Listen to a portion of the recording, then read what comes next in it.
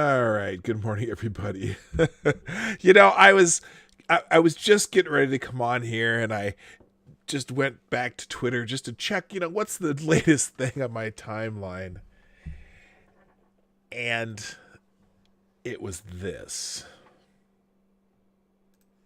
Meek Mill, if you're not familiar, Meek Mill is a rapper, entertainer, and he wrote the following on Twitter. On Twitter, he wrote this. I've never believed in the American system. I dropped out of school in the 10th grade and made millions at 22.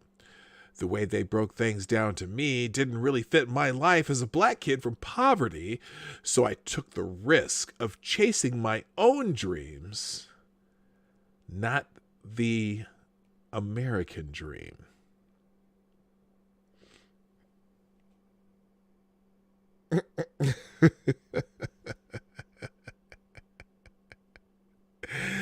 Now,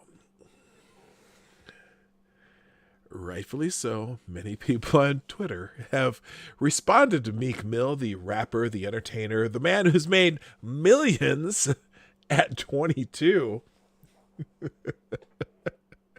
Siraj Hashmi gave him the veritable check that means put down your phone. Some people said, Meek Mill, what you've described, that is the actual American dream, you dumbass. He didn't say you dumbass, I did. Rockefeller, Carnegie, Ford, these giants all who chase their own dreams. This is the American dream. Knowing a great environment exists to allow those dreams to become a reality. Someone else says, this might be the most unaware tweet I've read since, and I've read tweets by AOC. Ouch, that's going to leave a mark. Perhaps... Wait, apparently, and then this one, something flew right over your head. So, I found that fascinating. That was not my plan on how I was going to open the show, but there it is.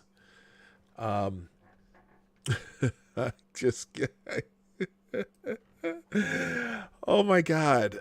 Really what I wanted to, I'm going to open the show before I go into the intro. I love how my guy over at the Ace of Spades blog writes, JJ Sefton, and here's his good morning.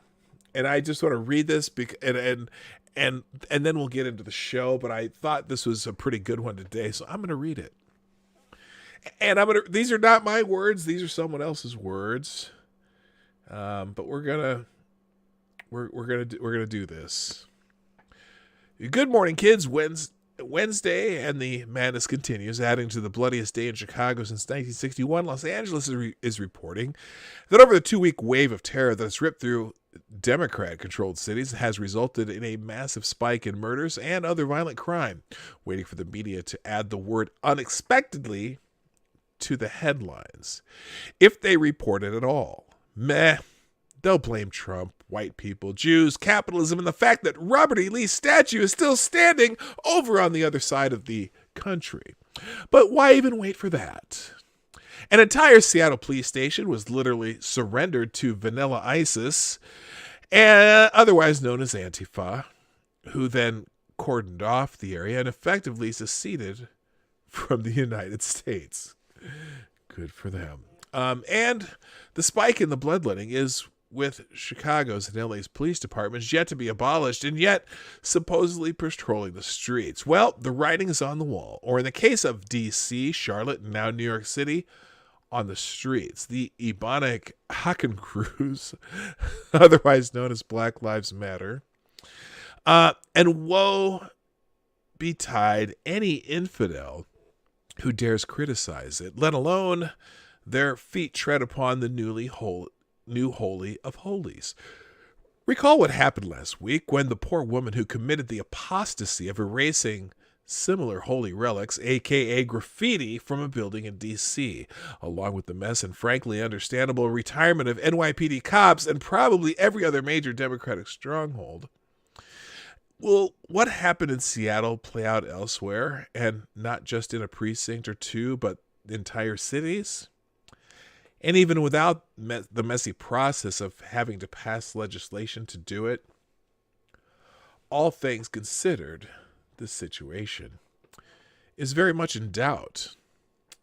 I believe he's quoting, I'm pretty sure he's quoting Tucker Carlson here. America went insane over the weekend. That's barely an overstatement. People in their 80s who have lived in the U.S. all of their lives said they'd never seen anything like it. Ask an 80-year-old. This was without precedent in the modern era. A small group of highly aggressive, emotionally charged activists took over our culture. They forced the entire country to obey to their will.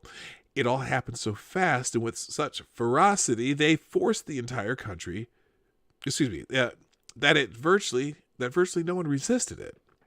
People seemed bewildered, even stunned by what was happening. Statements of fact and opinion that were entirely within bounds of reasonable conversation just last Sunday, suddenly, a week later, were enough to get you fired from your job, and a number of people were fired. The use of terror in and of itself to seize power by force of arms is not the strategy. That will never work. The strategy is to use terror to make you take a knee, hand over the keys to the kingdom without firing a shot. And vanilla ISIS and Black September banners are a hell of a lot more powerful than fists, bricks, Molotov cocktails, and even firearms. When Jeff Bezos flat out states he doesn't care if conservatives never patronize Amazon again, he is stating that, comfortable in the knowledge that he and his cronies are doing is forcing his competition out of business so that there is no one else you can patronize. And what a coincidence. When the terrorists burn down and loot entire central business districts, Amazon becomes the only alternative. How convenient. Or try getting and holding a job or getting a contract and generating business in or with a company that is down for the struggle. Bad enough being purged from Facebook, Twitter, YouTube, and all the other social media platforms. Even if you stay silent, it's easy enough to look up your party affiliation via Google and wait until the Chi-Com-funded high-tech social credit scoring system software becomes fully Colossus, the Forbin project activated. It's a bit of a pickle we're in, wouldn't you say?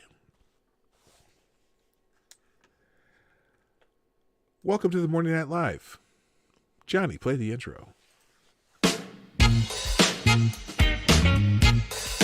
Ladies and gentlemen, coming to you live from the Lucky Dog studio in a hidden location somewhere in the upper Midwest of the United States of America, it's a brother making his own way, but with all the wrong opinions.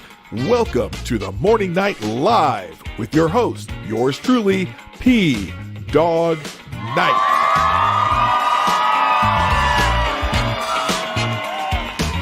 And stop the music. Good damn morning, Americans. In the immortal words of Jericho Green, welcome to the Morning Night Live with your host, me, Marty, also known as PDawg Knight on the internet, on the PDawg Knight channel. It is June 10th, 2020. It's Hump Day on the PDawg Knight Morning Night Live. And I'm so glad you all are here. People are strolling in, getting the notifications look like. Let's say a quick hi to everybody before we get going further. In the chat first this morning was my friend who loves to chill out the show for me, and I appreciate it so much. Cindy Rochelle gets the bell. Good morning, my friend. Also, good morning to D.I. Freighter Watcher, Midday Sun, Rolling Bear.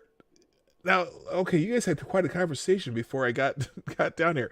Good morning, Mad Max, Chi-Town J, E. Michael, Stabbing Joe Scarborough, don't hurt me. Hey, Larry. I just love saying that. Hey, Larry, because Hey, Larry is in the house. Good morning, Sean D.W., Mr. Scott, Amy in Connecticut, let's see. I got to scroll a little more. This is when Evan S. Good morning. Gunfox61. Yes, I will check my email. Gunfox, thank you for always sending me articles. Good morning, Select a Boy. Yeah, boy. And good morning, Cynical Lindsay. This is Kyle, who says, hello, chat people in PDawg, which is the daily greeting from This is Kyle. I appreciate that every day. Also, let's see, anyone else that I've missed? It's Black Hebrew Israelites in the house. That's right. And Jonas Pedersen, Advocatus Diabli, Maddie, Keeverdam. It's slowly happening. Everyone's getting here. You know, it's interesting. When I first started doing this, I was happy to get 5 people in here. That was just a little over a year ago, and now we're usually getting to a point where I have 50 to 60 people in the chat, or excuse me, just watching the show every day, and I really appreciate that. If you can help with that, that would be great. All you got to do is share the show out. Either retweet me on Twitter, Minds and Gab, right down there. It's there every day. I can see it right over the edge of the TV there, at PDawg Night, or you can hit the share arrow down below, which you just a couple more clicks, and you can send out whatever social media you want. And let's see, what else? Hit the like button if you like what we do. I'll remind you at the end if you haven't done it by then. Or even if you dislike what I do, you can throw a thumbs down. I'm not sensitive. Duck Dog and I have a special arrangement, so he does that daily. But I have to have one because, you know, that's still interaction. That's fine.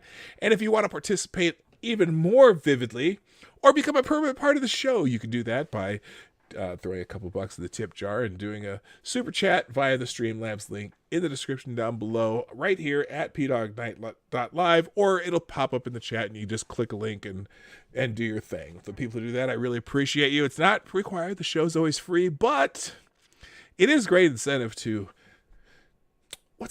just a great incentive to be the entertaining one that I am occasionally. Sometimes I'm entertaining. Sometimes I just talk a lot and go on rants. But whatever it is, whatever you like, that's good, okay? Oh, Grillin' Pirate Pete, I see you've shown up too. Good morning, sir. Glad you are here. All right. First of all, there's some business I got to take care of because we need the music of the day. I thought I'd go with a little synth pop today, at least synth pop sound. Now, you know, the music I have is, oh, there it is. I hear it. Kind of reminds me of, it reminds me of the 80s, you know? I'm an 80s kid, and it's kind of like listening to, any band in the 80s. This is something called Sing It Louder by Particle House. See, these bands on this music service are all, royalty free, so that I don't get dinged by YouTube. But anyway, this definitely has an 80s feel. All right, let's get into it. So one of the things that we've seemed to have forgotten over the last 2 weeks since the since the death of George Floyd, whose funeral was yesterday. George Floyd, you were not a perfect man, but hey, rest in peace. Anyway, I mean, I don't care. I finally watched Candace Owens' thing on George Floyd, and while everything she said was factual, there was one thing that she said that was the only thing that was important in what she talked about to me, and that George Floyd should be facing the justice system rather than being dead. So anyway, how old is PDawg Night? My husband, Cindy's asking, how old is PDawg Night? My husband and I can't seem to agree. Well, that's going to be a mystery forever. No, actually, I was born in 1964. I'm old, or oldish. Yes, I'm 56. So a lot of people are surprised. You know, part of it though, now that it's funny because until probably just about 2 or 3 years ago, my mustache and beard were still completely dark. And all of a sudden, I'm seeing all this gray in my beard. That's why I stopped growing my beard for a while, because there's so much gray coming in, and so I just have this part. Yeah, I'm 56. I'll admit it. I don't care.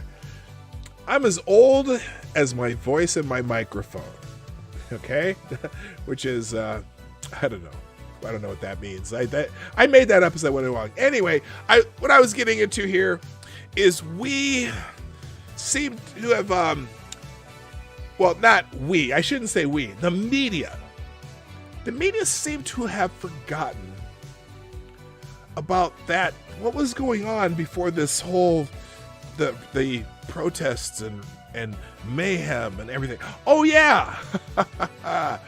The coronavirus, the COVID-19, the thing that was killing, killing people,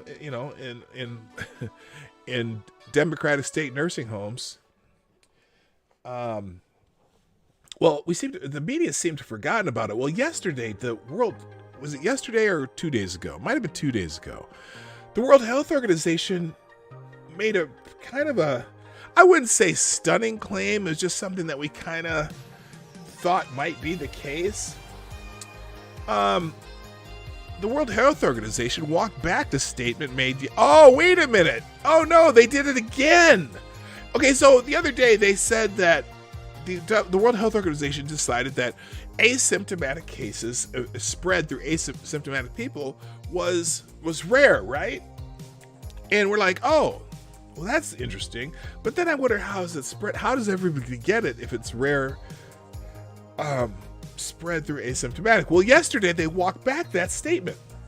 The World Health Organization walked back the statement made yesterday that asymptomatic transmission is very rare, saying a press conference Tuesday morning that some estimates show asymptomatic transmission rate could be as high as 40%. The organization's technical lead for COVID-19, Maria van Kerkhoff, said at a press conference Monday that it is very rare for patients to have coronavirus without showing any symptoms to transmit the virus to another person. Good morning, Jaeger Pony. How you doing? From the data we have, it still seems to be rare that an asymptomatic person actually transmits onward to a secondary individual, she said Monday, according to CNBC.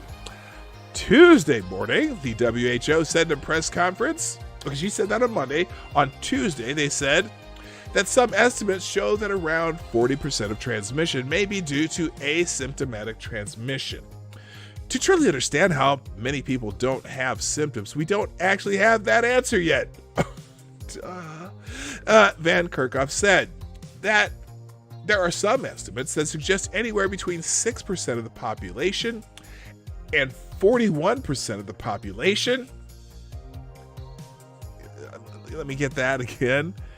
Between 6% and 41% have coronavirus but don't have symptoms. Okay, before I continue, I got a question. I got a question. Can we narrow that down a little bit? Really? Between 6% and 41% of the population have coronavirus but don't have any symptoms.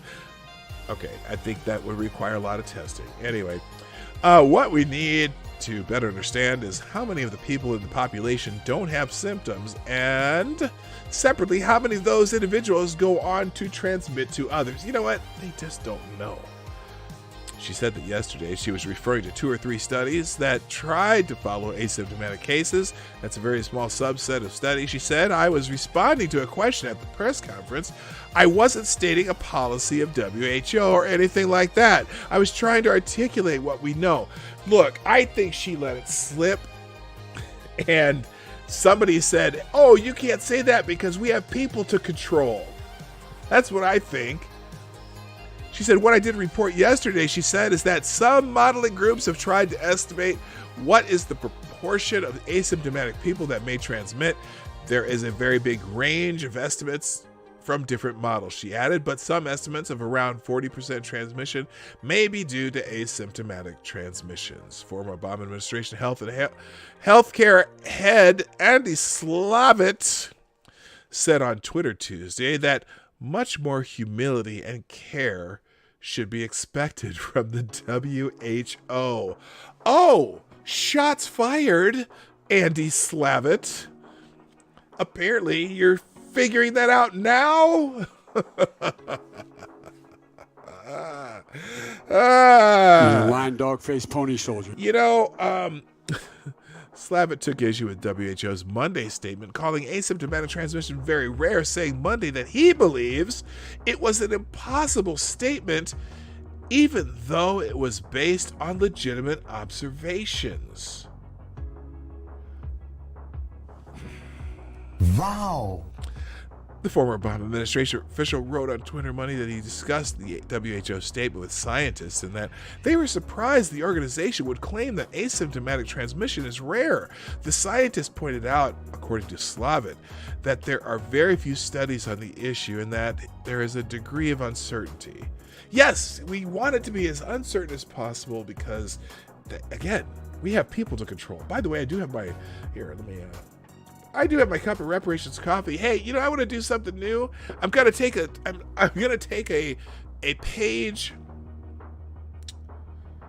Oh shit! Now I forgot his name. The guy Scott, the guy who writes. Well, I don't care. Anyway, if you have a cup of coffee, let's have a toast. I do have my cup of reparations coffee. Good morning and cheers to you. So everyone can take a quick sip and we're good. Also, good morning to Annalyn. Good morning. Good morning to Rich at Art. How you doing? And I already said hi to Gunfox61. I think I did. Okay, so all right. So anyway, more. Just I got a couple articles about this as we go. So you know, some people have been getting in trouble for things related to COVID-19 and there's this one person who's a little, I would say, what's a good word for this? Annoyed, just a tiny bit annoyed. Yes, the pastor of that church that they were harassing, who was threatened with jail for violating COVID-19 orders, sounds off on the officials after the Floyd protests. Yes, let's just watch the video. Let's do that. Here, hang on. I'll full screen it here for you. Right, our church is no. Wait, hang on. This is 28 minutes long. I thought this was a short clip. My mistake. Let's just we'll go through the article because we don't need to let's do a 28-minute rant. Anyway, a Massachusetts pastor is calling out some in the media, lawmakers, and health officials for their hypocritical responses to the George Floyd protests amid the coronavirus pandemic, aka the coronapocalypse. Adams Square Baptist Church pastor Chris Casey was slapped with a criminal complaint, hit with fines, and threatened with jail time for violating the governor's March 23 coronavirus order preventing gatherings of more than 10 people. Yes, I did edit that on the fly since they put a word in there that didn't fit the sentence. Do I obey God or the governor's ruling?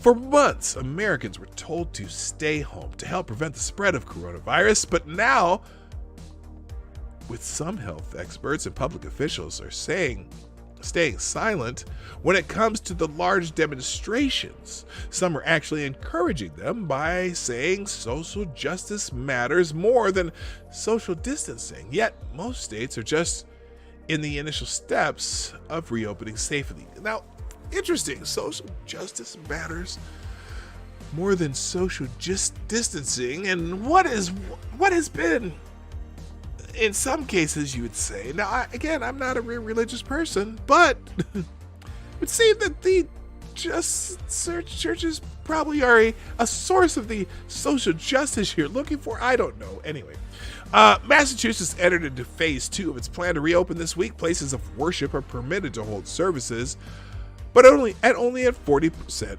capacity. According to Casey, we already probably at max 40%, but as a pastor, I'm going to turn people away. I'm not going to turn, excuse me, oh my goodness, sorry. What's Spunky said? The least professional? Okay, never mind.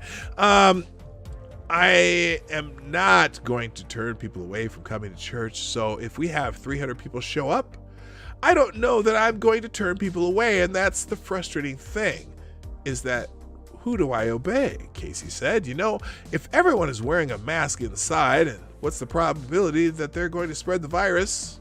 Nil.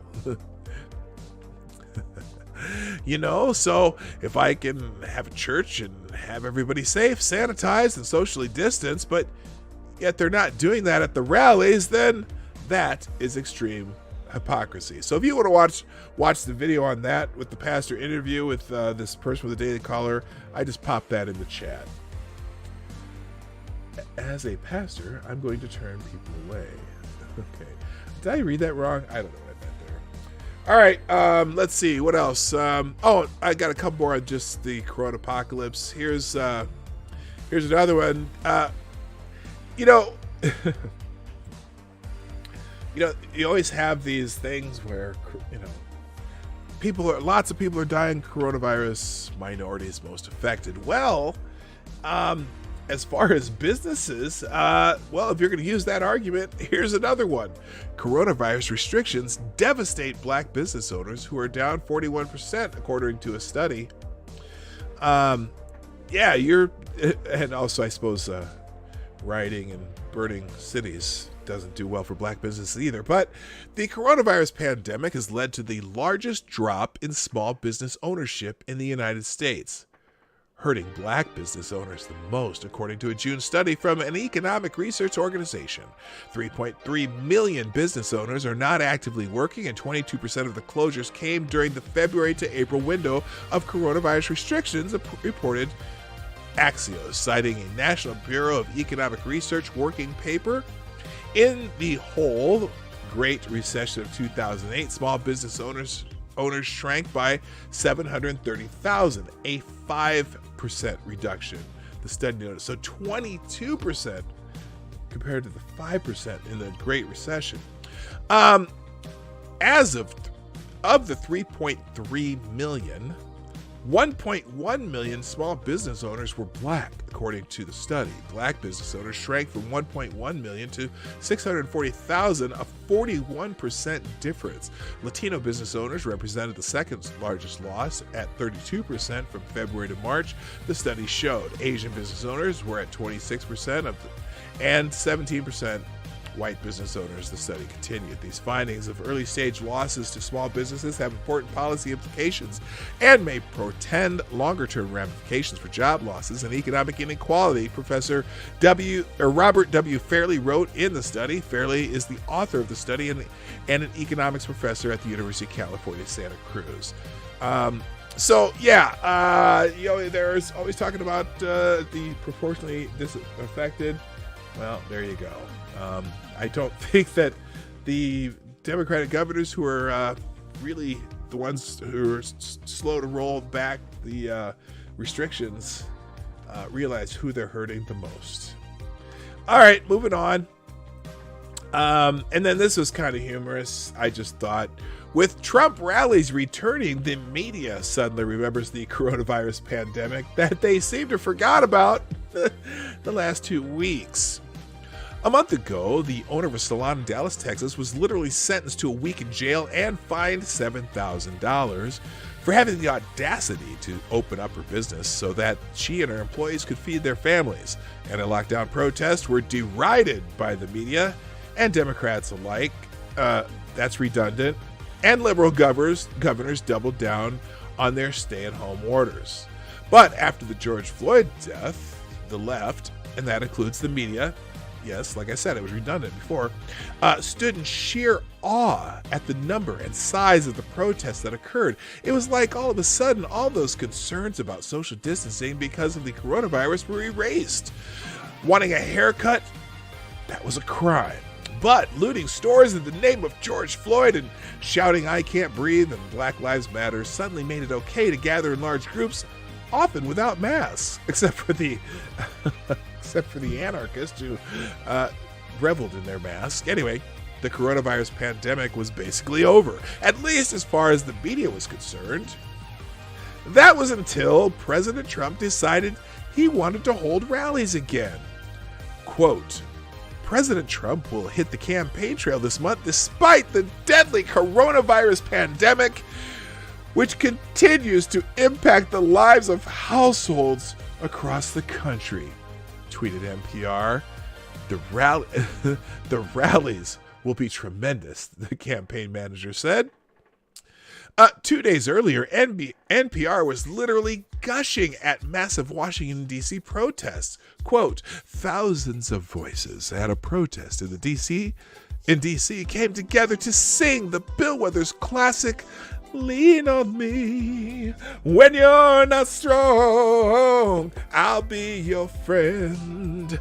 I'll help you carry on, but it won't be long till I'm gonna need somebody to lean on. Okay, you didn't need that serenade. Led by local musician Kenny Sway, it sounded like unity and togetherness, he says. It sounded like love and pureness of the people.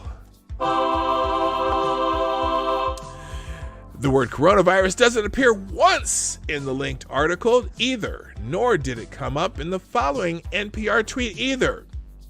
Throngs of protesters gathered at the front of the Lincoln Memorial for a rally that was slated to be just the first of over a dozen similar events at landmarks around the greater D.C. region on Saturday.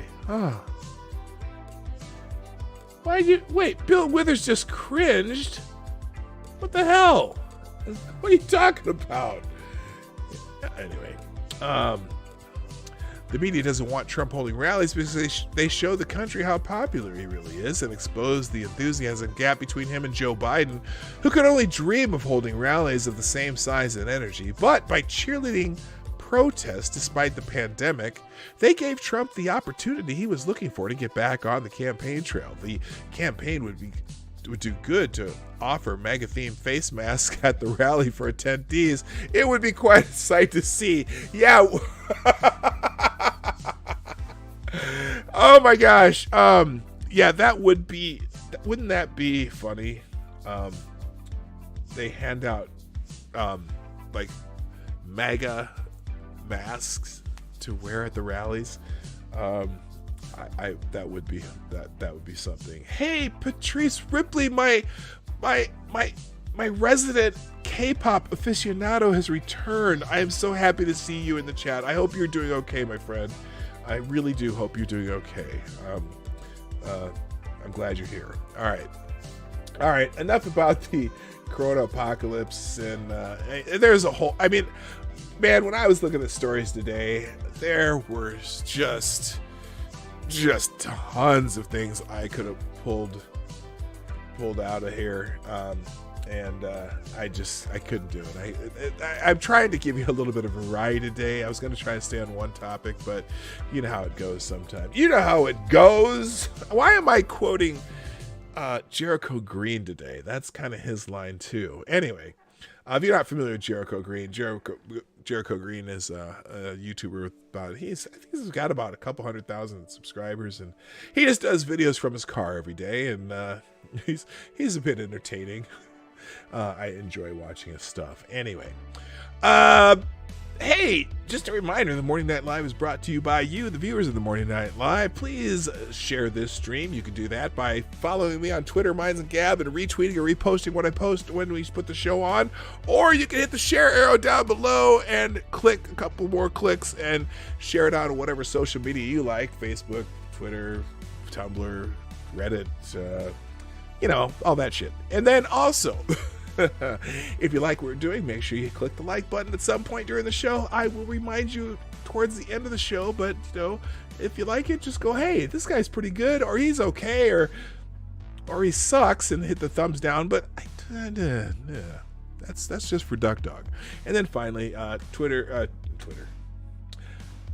Super chats. I don't have super chats because I don't have 1,000 subscribers yet, but we're working on it. But that's not even the important part.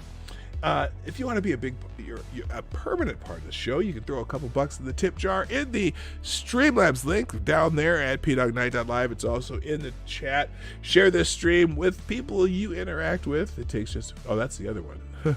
I read the wrong one. Well, that's a good one too. Share this stream with people you interact with. It takes a few clicks, starting with the share arrow down below. And then super chats. You know how that works. So, all right, let's keep going here. What was the next one I have here? Oh, you know, I showed you the clip of the crowd booing and shaming Minneapolis Mayor Jacob Frey. Oh, good morning, Maniac Man. Hi there. There's a bunch of people. Okay, now, yeah, there's a whole bunch of other people who have showed up. That's a great thing. All right. Anyway, so the Minneapolis Mayor Jacob Frey booed. Right, you know, it was like fucking Game of Thrones. You know, shame.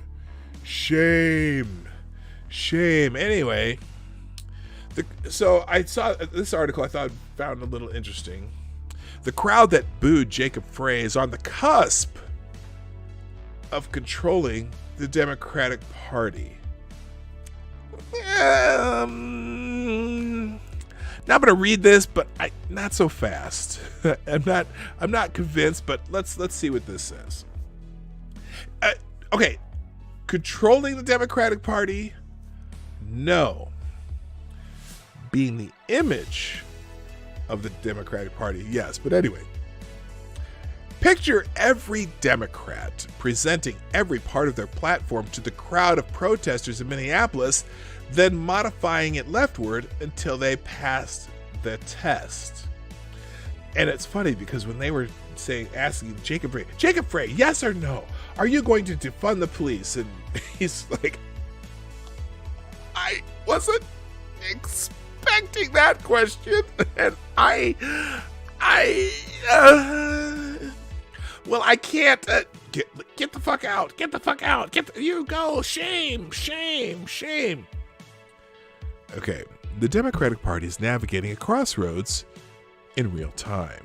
The left, more broadly, has chosen its path. Joe Biden is now an unlikely bulwark.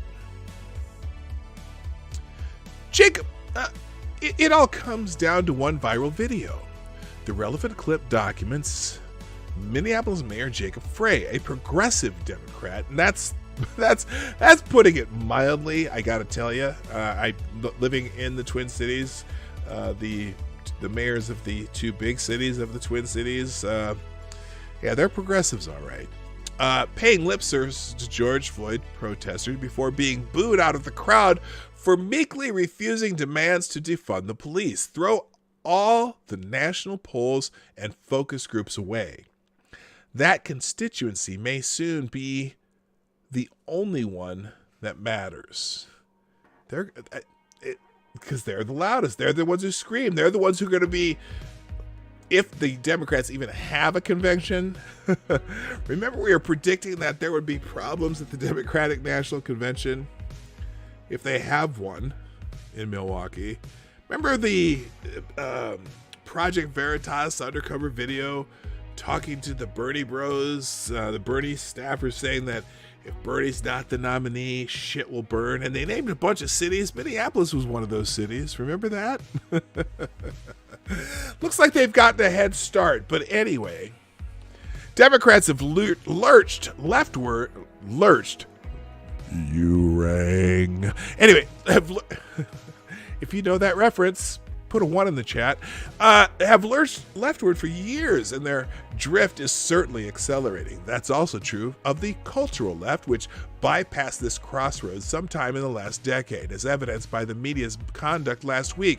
From the shameless double standard on pandemic protests to the New York Times institutional meltdown over an innocuously reasonable op-ed by Senator Tom Coburn. That New York Times nonsense is unbelievable. The Pissed Off Shih Tzu. Now, hi there. That's a name I haven't seen, or I missed. Maybe you may have been here before, but I just don't remember.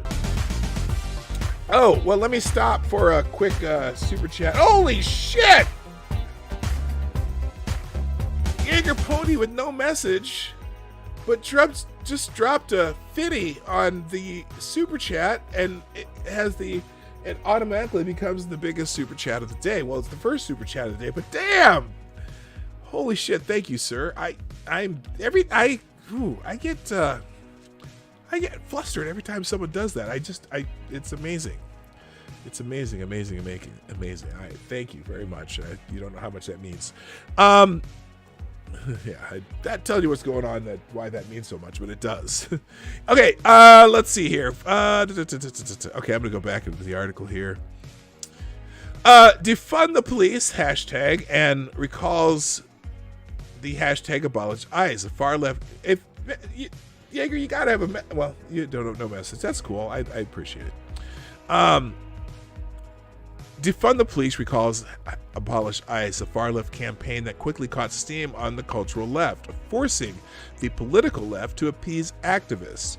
But there's a key difference. Democrats had no immediate way to abolish ICE when the movement found momentum. While some far-left lawmakers were certainly serious, it was much easier for others to go along with the hashtag for the sake of political expediency when the threat was less immediate. Democrats are, however, in charge of major cities around the country. Police departments could actually be defunded, and they're trying, to whatever extent satisfies the party's loudest activists. Minneapolis is already proof. If one major political party accepts hashtag defund the police, it will lead to rapid sweeping changes around the country. That, of course, is the left's point. I fully understand their frustrations with corporatist Democrats, but this is a ridiculous idea that sounds good to campus radicals who traffic the abstractions from ivory towers. It's not practical, it's dangerous, and ironically will mostly benefit elites. You know, it's funny, they have this kind of utopia idea that if you send out counselors to a domestic violence call, or you send out, I don't know. What are they going to do when someone's robbing a store and someone calls 911? Or when Pookie or Ray Ray get murdered in the hood? Who do you call if you abolish the police? I don't get it. I don't know why I said Pookie or Ray Ray. That's a stereotype that we the brothers use when you're talking about someone in the hood. Anyway, if they get their way on this, a proposal so radical it tests their ability to resist nonsense, the crowd that booed Frey will be the only focus groups National Democrats have to please. And as Frey's failed attempt to quell the crowd illustrated, it's not an easy group to please. Picture every Democrat presenting every part of their platform to the crowd of protesters in Minneapolis, then modifying it leftward until they pass the test. The crowd is small but growing. It already controls Hollywood and the media and is loud enough on social media to inflate its influence. Yeah, one thing about Twitter, and I stay on Twitter just because I enjoy the dumpster fire, so to speak. But it's funny. They say that about 5% of Twitter does most of the tweeting, and they're not really representative of the country, and I always forget that. But the ones who are the loudest, you always You always try to calm the dog that's barking the loudest, right? Anyway, at some points, academia's exportation of inflexible cultural leftists into the working world hit critical mass. Abstract post-structuralist notions like silence is violence became mainstream because the left accrued enough cultural power to enforce the radical binary. Progressivism or bigotry. That's their binary. If you're not a progressive, you're a bigot, you're a racist, you're a sexist, you're a homophobe, you're a transphobe, you're a... you hate dogs and children. It's intimidating from the classroom to the newsroom to the boardroom. We've seen Democrats in power create sanctuary cities and deny the realities of biological sex. Defunding the police would complete the party's transformation, which would be an ironic development during Joe Biden's time as nominee, given that much of his constituency is averse, if not hostile, to the far left. Yes, Joe Biden wrote the 1994 crime bill, and he's still proud of it. Biden and Frey and some other prominent Democrats are holding firm and resisting hashtag defund the police for now.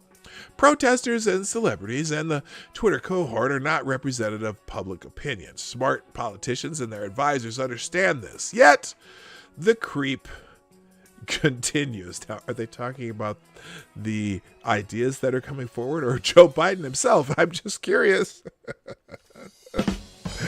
That's because it's no longer merely about posturing. A significant chunk in my generation has been radicalized by my way or the highway leftism via academia and elite media and exported into the adult world where they enforce the progressive or bigot binary to advance their agenda. That's how you convince a major political party to hashtag defund the police. This is a historically tense political moment. If Democrats do not widely resist the pressures that drove Frey from that protest, they will give the boo chorus veto power over their entire platform. That's welcome news to the far left. It's also politically toxic. And my aside, also probably political suicide for the Democrats. More importantly, however, it's astoundingly bad policy. All right. I found that to be very enlightening. Let's see. I'll get to that in a minute. All right, I've got a few more here, and then I'm going to move on to other things that you guys have supplied to me because I haven't done that for a while. And I'll go to my email first, Gunfox. Just letting you know, I'm not forgetting about you. Speaking of which, the icon, the person that many of these people would rather have as their presidential nominee, Mr. Bernard Sanders himself has come out against abolishing police. Twice failed presidential candidate Bernie Sanders from Vermont has come out against abolishing police departments nationwide as Black Lives Matter and fellow far-left Democrats call for the defunding of police in the wake of George Floyd's death. Now, we might have already known this. Just knowing Bernie Sanders' history. But anyway, do I think that we should not have police departments in America? No, I don't. There is no city in the world that does not have police departments. What you need are... I didn't call for more money for police departments.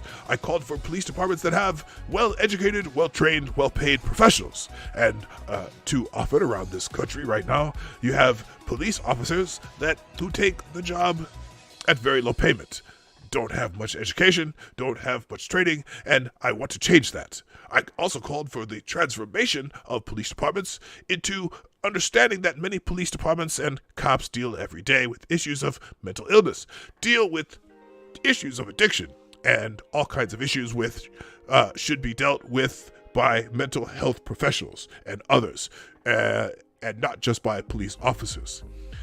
I think we want to redefine what police departments do, give them support that they need to make their jobs better defined. So I do believe that we need well-trained, well-educated, and well-paid professionals in police departments.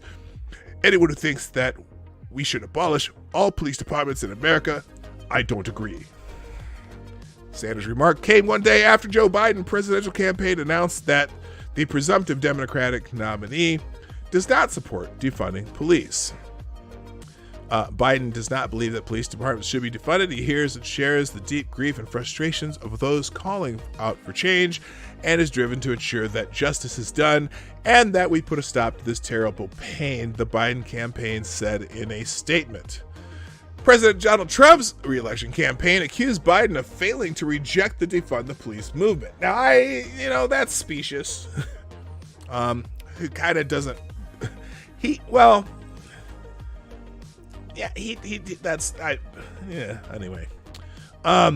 Defunding the police is exactly what the movement means, campaign communications director Tim Murtaugh told reporters in a conference call.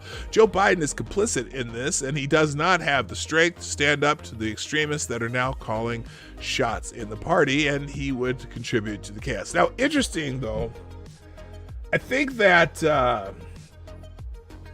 don't think anyone in the higher upper echelon of the Democratic Party has denounced the defund police, nor have they supported the defund the police movement.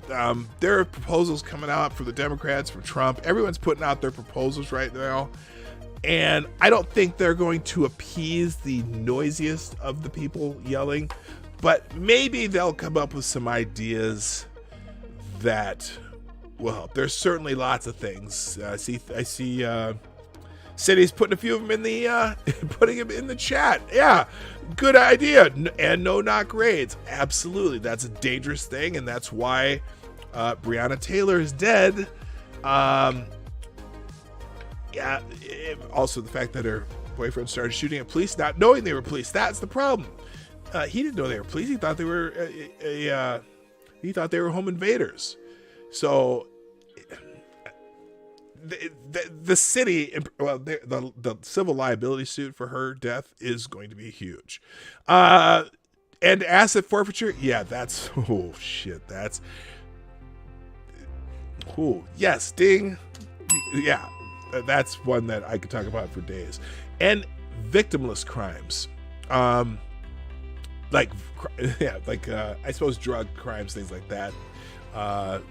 So anyway. Those are three good ones, Cindy. Yes, they are. Renee Miette, how you doing? Hi there, very much. Okay, let's see. So Murtaugh added that Biden has surrendered any common sense that he has to the radical left of his party. Yeah, that's going to be tough, man. I really hope that the Democrats have a convention. Not because I want to see the chaos in the streets, but just to see how Biden handles this. You know what I mean? It's like this is the crowd that, one, sorry, they're on your side, Biden, and two, they're I don't know, they're loud and proud or whatever. On Sunday, a veto-proof majority of the Minneapolis City Council announced that it would commit to a police-free future. Now, I'm waiting for that day that the Minneapolis City Council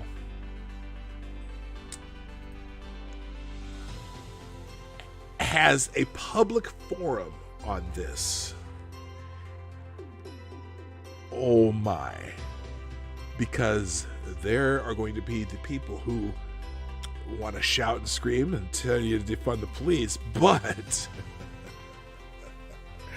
I hate to break this to you, Minneapolis City Council, who hears the protesters, who are a large part of your constituency, but the vast majority of the public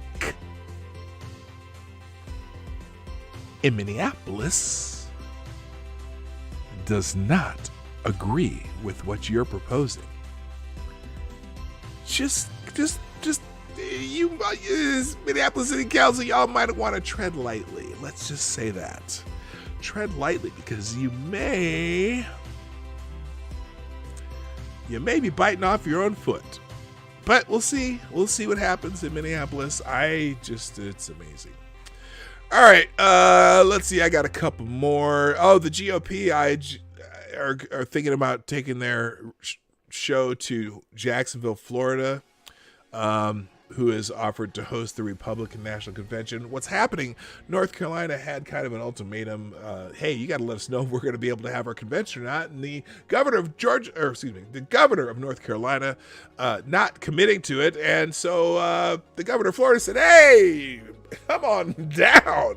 We're open for business. Come on down. So they're looking at possibly moving. The GOP remains on the hunt for a new city to host August's Republican National Convention, and Jacksonville, Florida, and Savannah, Georgia appear to be under serious consideration. Several cities, including Orlando, Las Vegas, Dallas, and Nashville, have reportedly been under consideration to host a major GOP event, but speculation is mounting around Jacksonville, Florida. So I don't need to read any more of that. That's how it goes. So they're looking at moving to Florida. I didn't put it on the screen just because it's didn't need to. I mentioned Joe Biden, by the way, and I know that while the Republicans are considering moving their convention to Jacksonville, Florida, well, the Democrats, they kind of, well, at least a couple in particular, high profile, are saying, hey, why don't we just keep Joe Biden in the basement? Because he's doing better off in the basement, not being seen, not being heard. Hello, John Connor, by the way. Also, Gamer Valine, Richo, and who else? That's the new names I see have made it today. I am glad you are here. Former Democratic governor and Bill and Hillary Clinton bagman says he's fine keeping Joe Biden in the basement. Former Democratic Governor of Virginia Terry McAuliffe told a group of Democrats in a conference call several days ago that it was better for the party if presumptive Democratic nominee Joe Biden was kept in the basement. James Colley, what's happening, brother? I see you down there. The recording of the remarks obtained by Fox News also shows several people on the call smiling or chuckling afterwards, although most people remain expressionless. People say all the time, oh, we got to get the vice president out of the basement. He's fine in the basement, said McAuliffe. 2 people see him a day. He has 2 body people. That's that. Let Trump keep doing what Trump's doing. It's hard for the vice president to break through, continued the former governor. You've got the COVID crisis. He's not a governor. He doesn't have a National Guard. He's not the president and doesn't have a briefing room. He needs to come out strategically when he says something like he did on race relations 2 days ago. It needs to have a big impact. I don't have any. What's funny is I have no idea what he said. I know he said something, and I ignored it because I don't care. And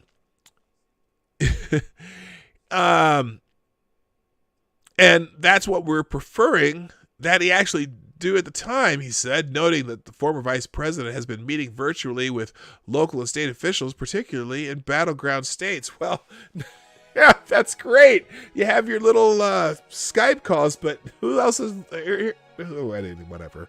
That's why there's no enthusiasm for Biden. I don't think that's a good.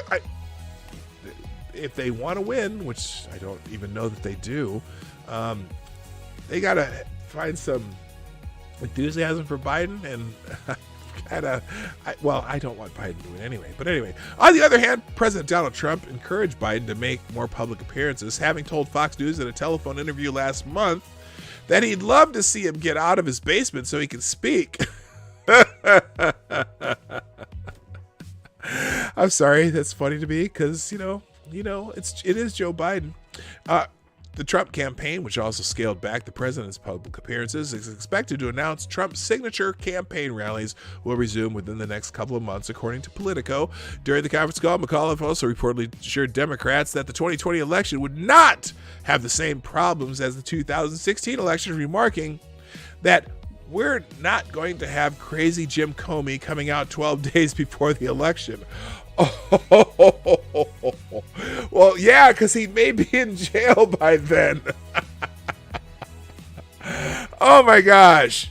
He also said that he was likely going to run for governor again, but was focused on re-electing Biden for the time being. Yeah, I'm not going to read the rest of this, but Virginia Governor Blackface or Governor Clanhood, or whichever one he was in the picture, isn't doing so well. I think that he's vulnerable, to say the least.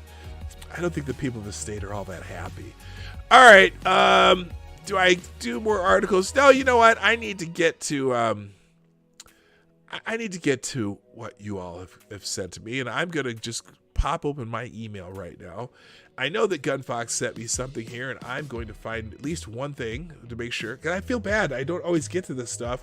So I'm going to go to the hashtag, which I don't know if there's been anything on there for months.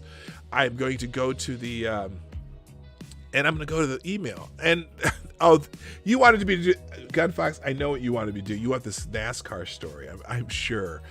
You know, all the sports people, athletes, and are just they're pandering, and so Bubba Wallace, who's a NASCAR star, so to speak. This is from the NASCAR website. Bubba Wallace, an RPM, revealed Black Lives Matter paint scheme. Bubba Wallace and Richard Petty Motorsports revealed that a Black Lives Matter paint scheme for the number 43 Chevrolet on Tuesday. Wallace, who has been outspoken about the civil unrest centered around racial inequality and NASCAR's place in the national conversation, will run the paint scheme for the NASCAR Cup Series race Wednesday night at Martinsville Speedway. Wallace had significant input on the paint scheme that was revealed on RPM's social media channels.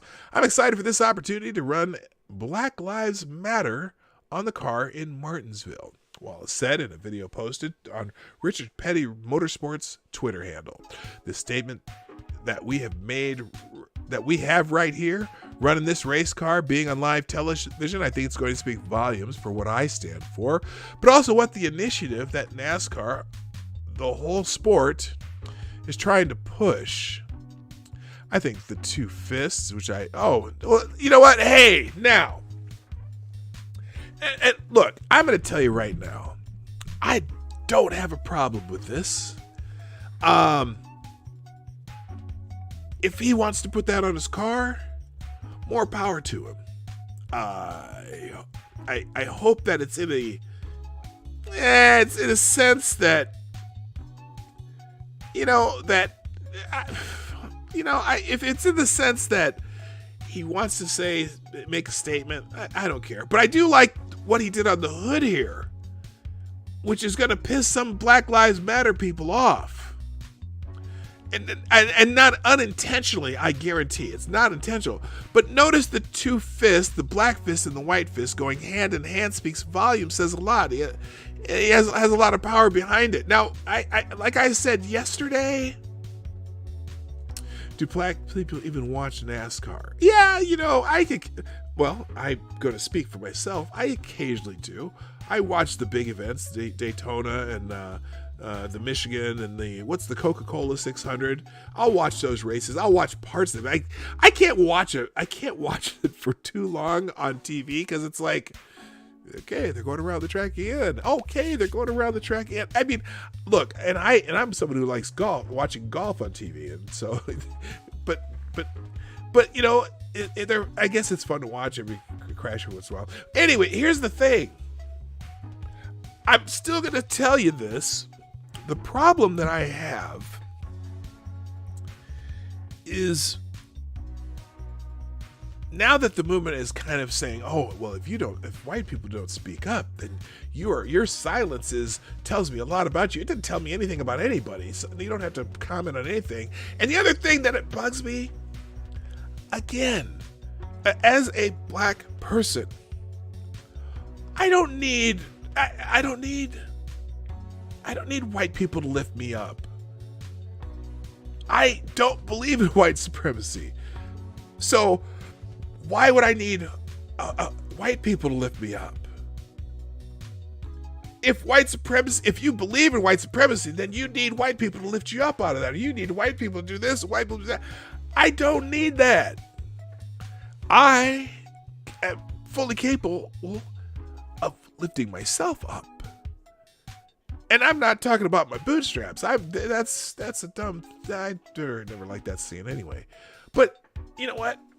All I need, and what this, at least I believe this country provides, is opportunity to do what I want to do, and or opportunity for my kids. You know, my kids. I was like, hey, guess what?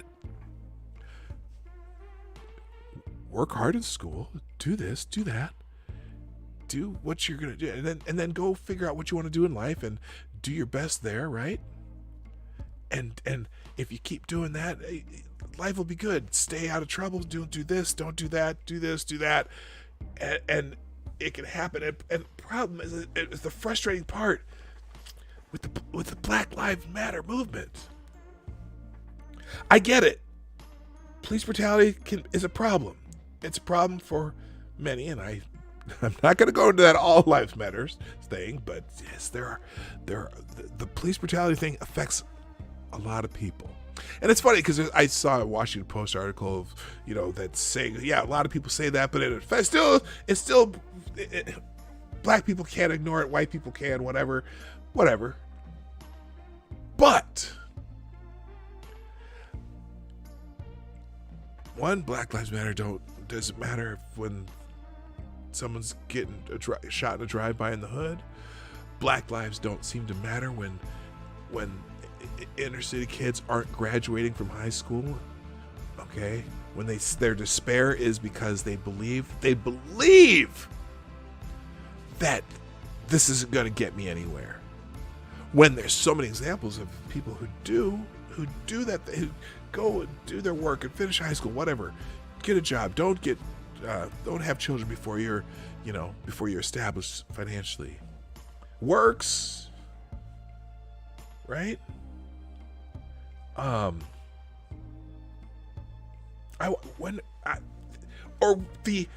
lives and livelihood of the people who live in the areas that were just destroyed. So I hope that, it'd be, now look, I am critical of the organizational Black Lives Matter, not the concept of Black Lives Matter, but that concept of Black Lives Matter should mean that you're trying to improve the lives of black people.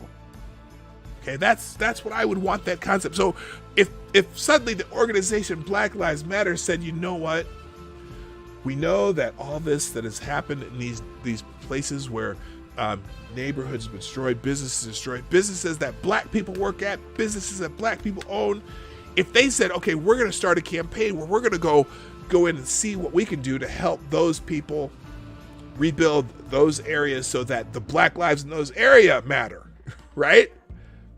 Not just the lightning strike of a black person being killed by a police officer. Would that be, I would have so much respect for that organization, not just the concept. Thank you, Maddie, for the super chat. As minorities, we can speak perfectly fine for ourselves. We can also stick our feet in our mouths with much proficiency and without help from those who think they speak for us. Yeah. Thank you, Maddie, for the $5 on the Streamlabs link. Yeah, we can speak for ourselves. We can do for ourselves. And, I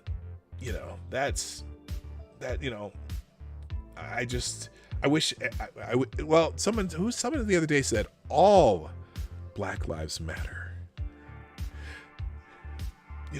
not just this 0.101% or whatever, or 0. Whatever. Anyway, but Richard Petty Motorsports, Bubba Wallace, is that pandering or is that something that you're actually doing? I'm not going to say it's insincere. What I am going to say is, have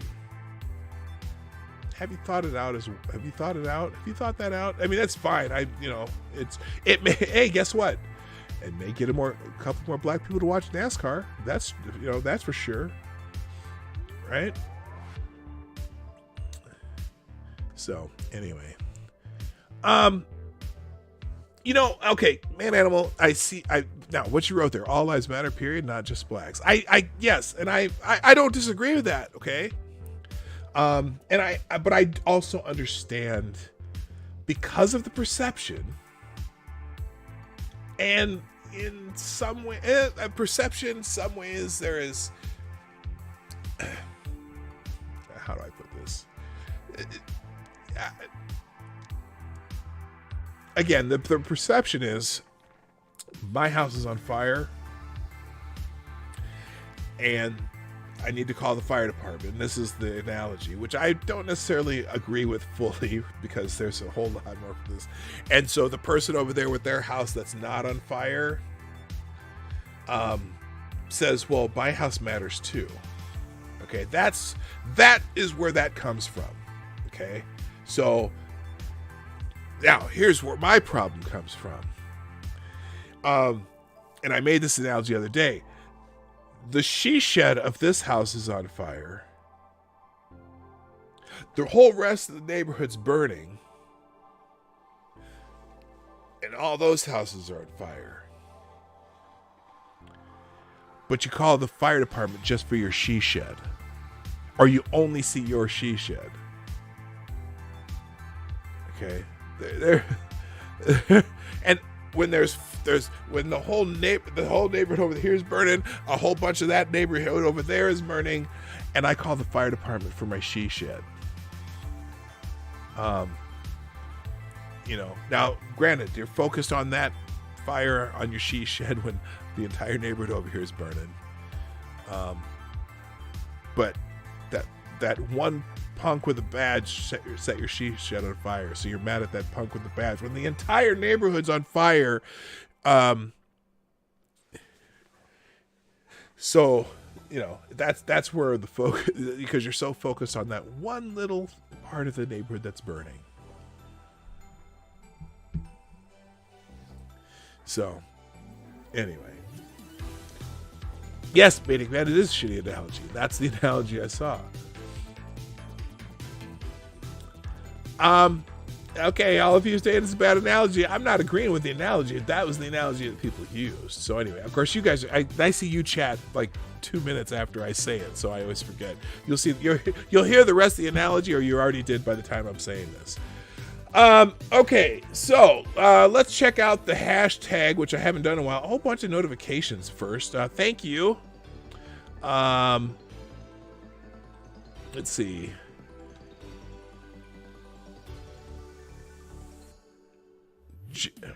Thank you, Jenna Ghost Bear. Thank you, RVA, Maddie, Lindsay, Cindy, Rochelle, everyone who tweeted out the show today.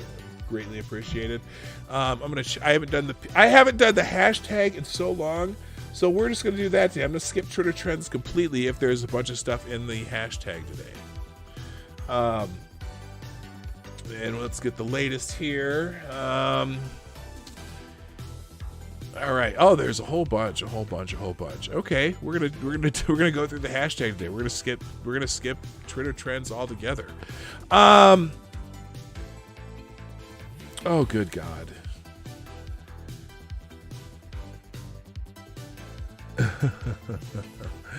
All right, so we'll just scroll through this a little bit. Oh my. Let's just start here. Minneapolis. Okay, we already knew this. Minneapolis governor's daughter, Hope Walsh, was this is from Gateway Pundit, was tweeting out intel to violent looters and rioters, just like Gomar's daughter, Irsa. Here's I can't say her name. Isra Hirsi. Yeah, we already knew that. She and also Keith Ellison's son, when Trump started talking about Antifa, who is, and by the way, Keith Ellison's son, our attorney general, he used to be in Congress. He was in full support of Antifa too. He's on the Minneapolis City Council, by the way. So I think I already did that one. New York makes it a felony. Oh my God. New York makes it a felony for officials to share illegal immigrant driver data with ICE. Wow. I would think that there might be some Supreme Court issues with that, or I don't know about that. The change to New York's controversial green light law means that state officials who share illegal immigrants' driver data with federal immigration enforcement agencies could face a felony charge. So you can face a felony charge for reporting law breaking to a federal agency. Oh my God. New York's so fucked up. WKBW first reported the law, which went into effect in January and primarily allows illegal immigrants to receive driver's licenses, was amended as a part of the state's 2020 budget and signed by Democratic Governor Andrew Cuomo in April. ICE chief rips New York sharing. Okay, the original law went a step further than similar laws in other states, forbidding the Department of Motor Vehicles agencies from sharing data with immigration authorities like Immigration and Customs Enforcement, which is known as ICE, and Customs and Border Protection, CBP. The new amendment goes even further and makes it a Class E felony for officials to share information. Holy shit. This going to, they're all going to hell. Hello, Big Chief Fuzzy Beard. I didn't know you were here a while and I didn't say hello. Okay, FTG to the state of New York. This might be an FTG session if I watch this too much. Okay, oh, look at these games. Grill and Pirate Pete. If you played with these, okay, this is from back in May, but if you played with these, you're old. I played with those. I played with that. That I didn't have, but my neighbor did, and I did play with that. And I definitely played with that. That game was awesome. I loved it. That little Mattel Electronics football game. But let's not stop there. I played with that. I did play with that. I had a Light Bright. Hell yeah. I had one of those when I was a little child, dragging around the roller dog. And I didn't have the Coleco. Oh no, I did have the Coleco electronic. I had them both. I had the Coleco electronic quarterback. Anyway, all right, cool. Thank you, Pirate Pete, for that bit of nostalgia there. Let's get back something. Let's get closer to the day's date. Let's see. Oh, this is from a couple weeks ago. Journalist was not happy because the progressive rag devastated rioters would attack their office because they're super progressive and stuff. Lee Toss, a writer for Indie Week, a progressive newspaper in North Carolina, was super upset that rioters attacked their building because they're so super progressive and surely they wouldn't attack them. Imagine thinking people rioting caring that you write mean things about conservatives and Donald Trump. What did you think they'd do? Say, whoa, wait, don't throw a brick through that window. They're progressive. They're on our side. Kind of like those guys that were giving the thumbs up sign to the people down below and they threw bricks or something through their windows. Anyway, I'm devastated. We're a progressive newspaper. Last night I was inside when the first brick was thrown. Oh, poor child. You don't understand how this works. All right, this is a bunch of people on Twitter making fun of him. I'm going to move on. Let's see. And thank you, by the way, Jay Wolf, for that one. Shiograph Oh, this is a Huffington Post article. According to Elizabeth May wants Canada to accept U.S. asylum seekers now that country is no longer safe. Really? There have been no riots in Toronto? I'm just curious. Elizabeth May says that Canada must welcome asylum seekers wanting to flee the United States because it isn't a secure country for racialized communities under the president's leadership. Okay, I got a quiz. I have a quiz. And this is just a short quiz, and it's a very, very limited quiz. And I'm going to do this without putting it on the screen. Let's see. Let me give you some names here. What do Dontre Hamilton, Eric Garner, John Crawford III, Michael Brown Jr., Ezell Ford, Dante Parker, Tanisha Anderson, Akai Gurley, Tamir Rice, Rumian Brisbane, Jerame Reed, Tony Robinson, Philip White, Eric Harris, Walter Scott, Freddie Gray. What do all of those people have in common?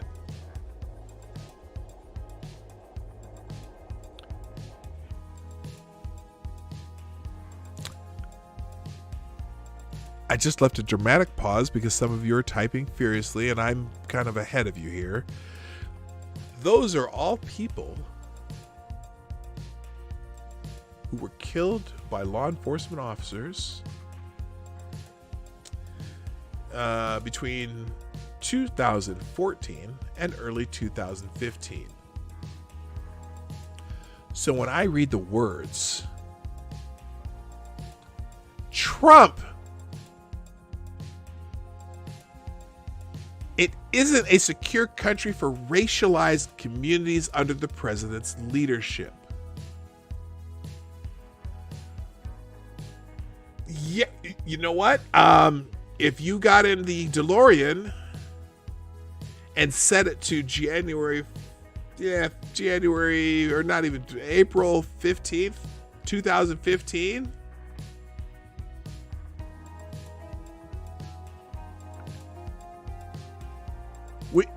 she says we must not turn them away because Donald Trump has made the United States no longer safe.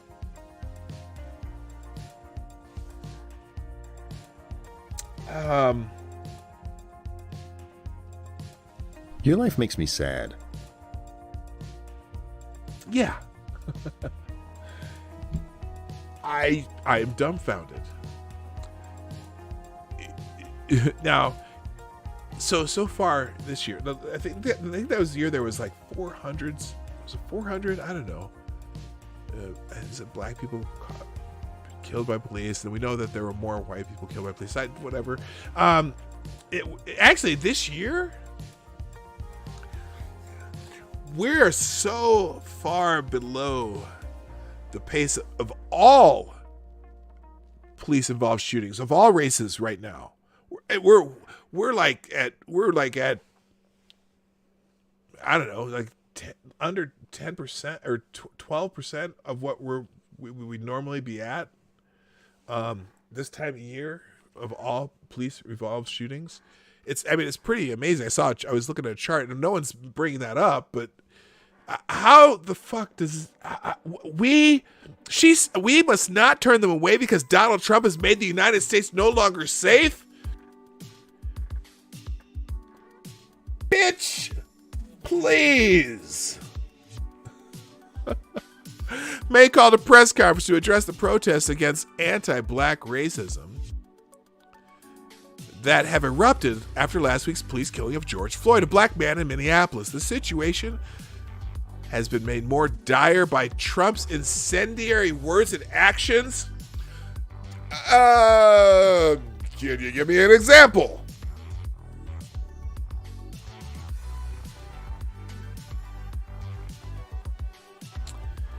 She noted that Trump's threat to use military action on protesters. No. Let's just stop you right there, lady. In fact, you get a. Why the fuck you lying? He didn't threaten to use military against protesters. He threatened to use the military to stop rioting, destruction, and looting. In fact, Donald Trump has said more than one occasion that he supports the protesters. He understands what they're trying to do. The protesters. He wasn't threatening the National Guard troops against the protesters.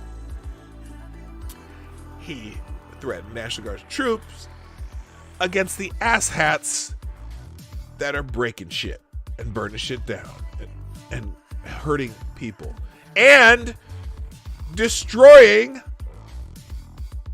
Black lives. Black Lives Matter. Anyway. Oh, what the hell did I use there? Thank you, Sheograth, for that one. Oh, yeah, this one. Elmer Fudd stripped of a rifle in the new Looney Tune cartoon series. I'm sure you've seen this one.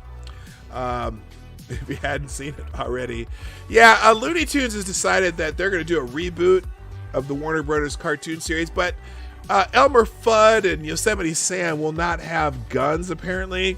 Warner Brothers is stripping Elmer Fudd and his rifle in the new Looney Tunes cartoon series on HBO Max, handicapping the grumpy hunter as he continues his decade-long pursuit of wisecracking Bugs Bunny. You know, this is stupid. He's a hunter.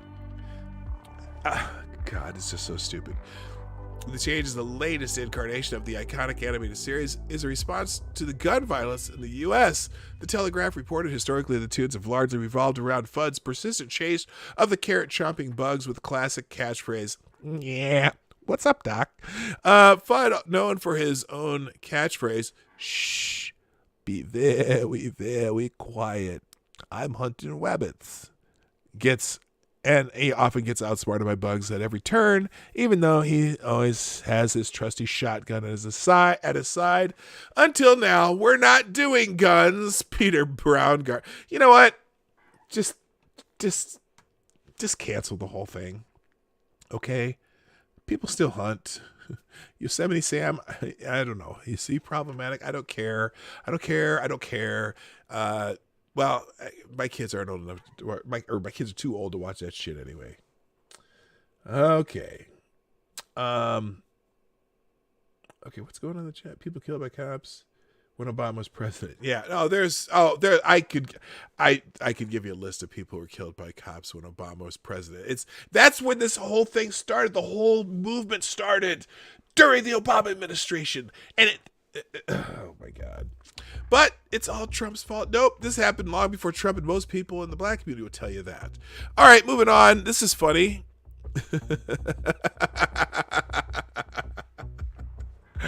Oh, they parked this carnival game down the road for free. You got a high score of 58.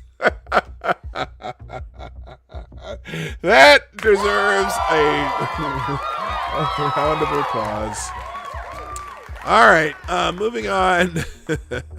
Let's see. Florida man story. We got a Florida man story for you here. Let's see what this one is. Let's see. Oh, I gotta be done here in a second. Florida man lets 12-year-old drive Jeep 85 miles an hour. Well, God. Holy shit.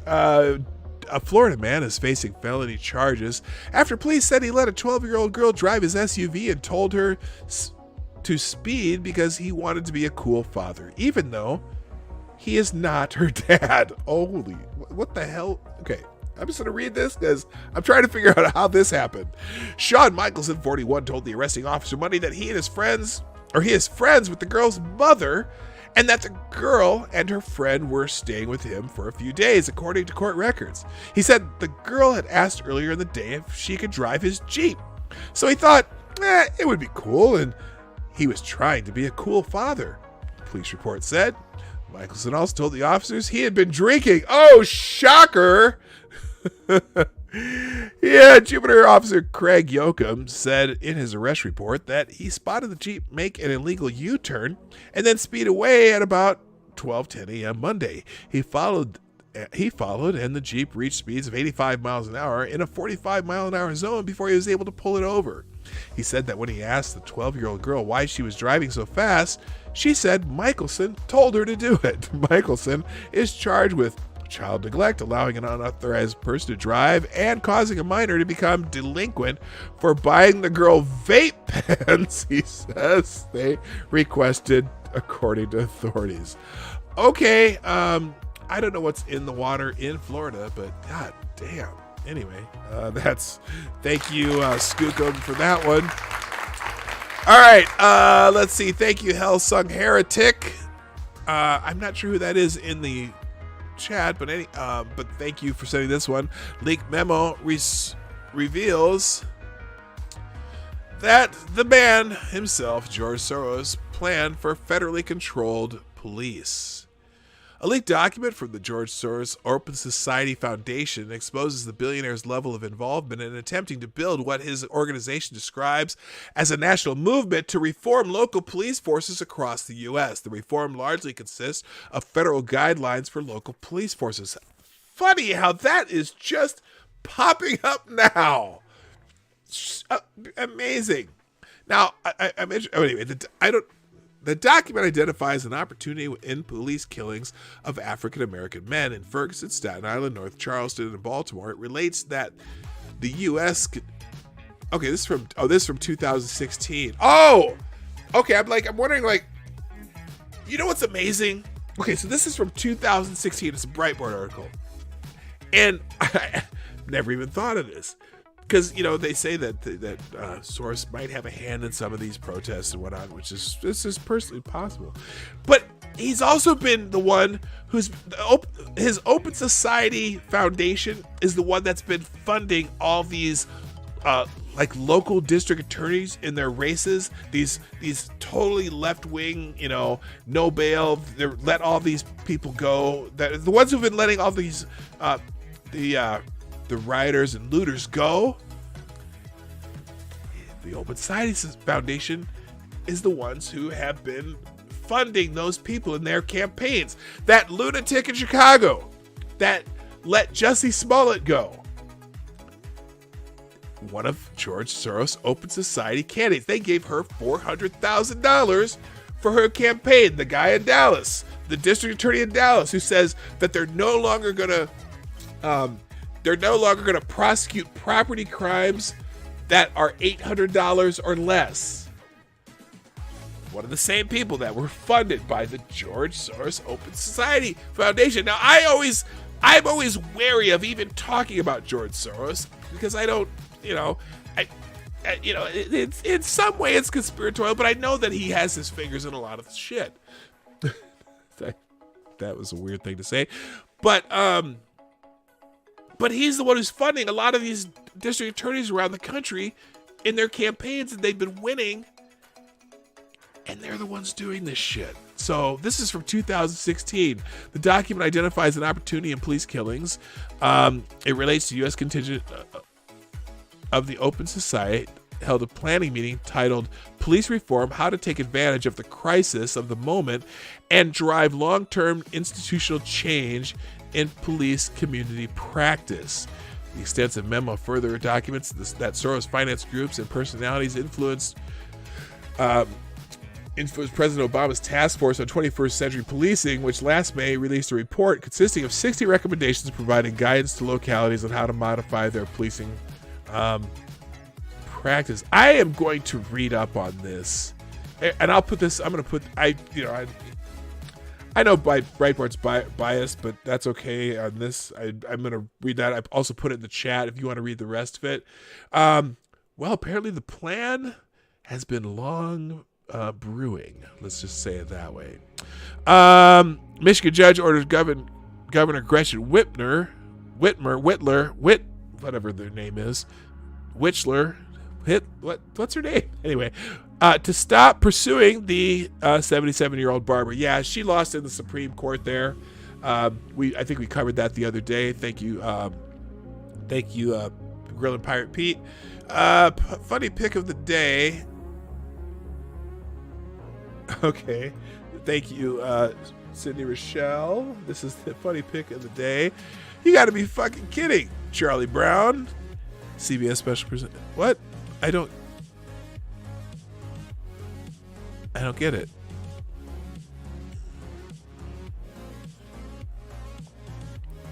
CBS special presentation tonight at 8 p.m. Is this like, I don't get it. Okay, I somebody's gonna explain that to me later. I'm not sure I get it. Thank you, City Rochelle. And okay, that's it for the PDK news. All right, gang. That's it today. I'm skipping Twitter trends because I don't want my head to explode any more than it already has.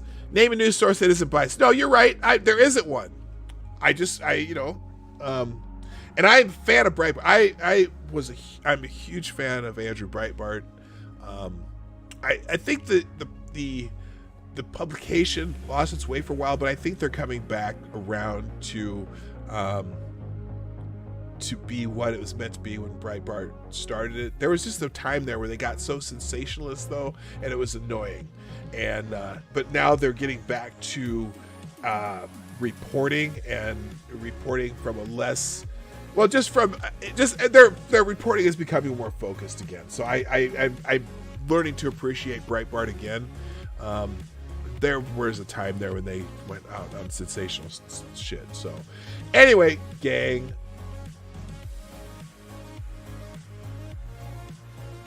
I thought he would get it. I help me out with that one, and I will laugh, I'm sure.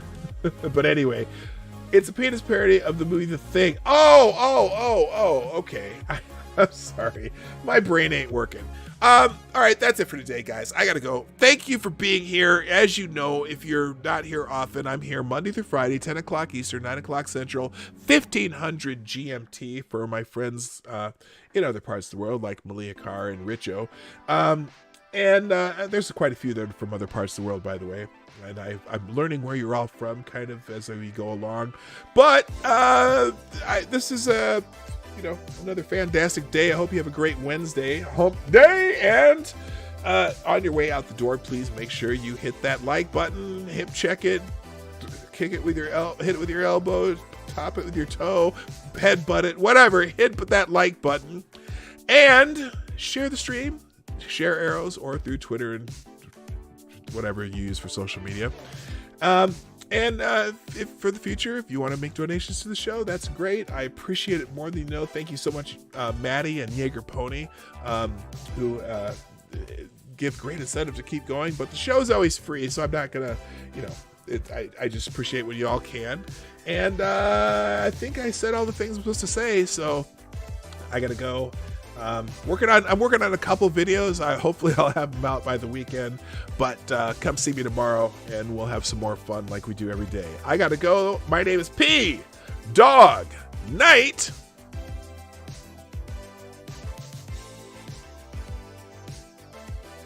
and I'm out of here. Bye-bye.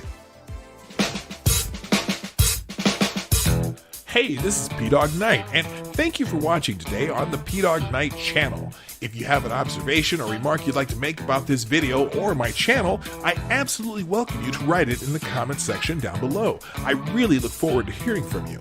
And before you go, if you like what you saw but you're not already subscribed, please make sure you hit the subscribe button and definitely click that bell that pops up afterward so you'll be notified when I post new videos or when we go live. I broadcast my live show, The Morning Night Live, Monday through Friday at 10 a.m. Eastern, 9 o'clock Central. A special thank you to all supporters of this channel who share our videos on social media and who make donations through the Streamlabs link, which is also in the description down below. Thanks again, and until next time, I'm PDawg Knight, and I'm out of here.